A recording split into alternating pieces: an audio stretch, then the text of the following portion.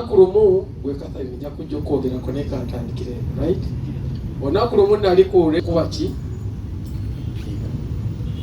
ekyennyima netukivaako ne bagamba bandi zaagwa, music yagwa, naffe ntukkiriza music yakola ki, netwaleka ne bizinesi endala. Naye wazzeeyo ekiwayi ky'abaana ba tiktokers, tetumanyi kyekyafubutuka, tetumanyi Katonda we yabaleeta ne mutandika okujja obuyimba bwaffe ogereko naye katukyajjukira nga kafuusa ensonga. Kati ennaku zino oti atakwagala oba omulaba oba oganye dda.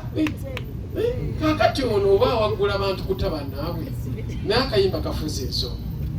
Nolwekyo tubadde tusaba n'abali ku main radio stations, main medias, tukomyewo music w'Abannayuganda, tukomyewo emizannyo gy'Abannayuganda, tukomyewo entertainment kubanga terimba.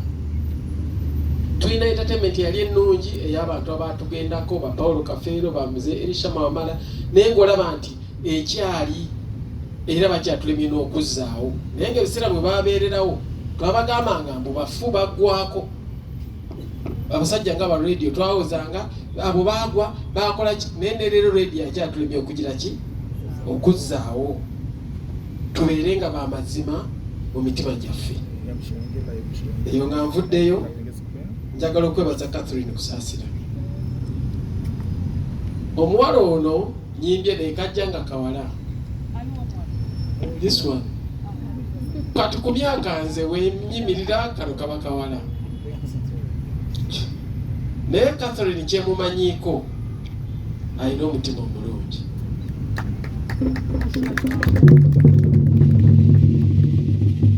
Alina omutima omulungi ng'akola n'aterekera nayo. Gwe gwakikola n'omugabo wayi lwaki tokomakaawo? Weebuli obutebe. Nsaba ku lunaku ng'ennaku z'omwezi 10 abantu nabo bamulaga omutima omulungi. Bajje mu Share Cafe ejjuze kuba manyi nti ku olwo agenda kutuyimbira n'ekyo kyasirikidde. Twayimbanga mu Eagles ng'omuntu ajja alina ennyimba ali n'omugamba Kathe naawe obudde buyise yimbako 5 ne kalo 5. Twegamba ng'olaba tuba limitinga naye kati luno olunaku lwe. Omutima omulungi gwabadde atulaga naffe tugumulage ng'ennaku z'omwezi 10 omwezi gwa January. Kaza lwaki ng'anti alina omutima omulungi era kali kenjagala obamalira muti oba wandikomyawo. Mu Eagles nayimbanga ennyimba nga nvuma gavumenti nze gola. Vako ebyo mzee batuta byakali. Naye ng'atono gwetwala n'abaakinga. Onfuna bulungi. Naye ye yalinga awagira. Naye bwe nabangambanga n'ennyimba Afrika teriyayamagajja ngamba pesa eri wansi.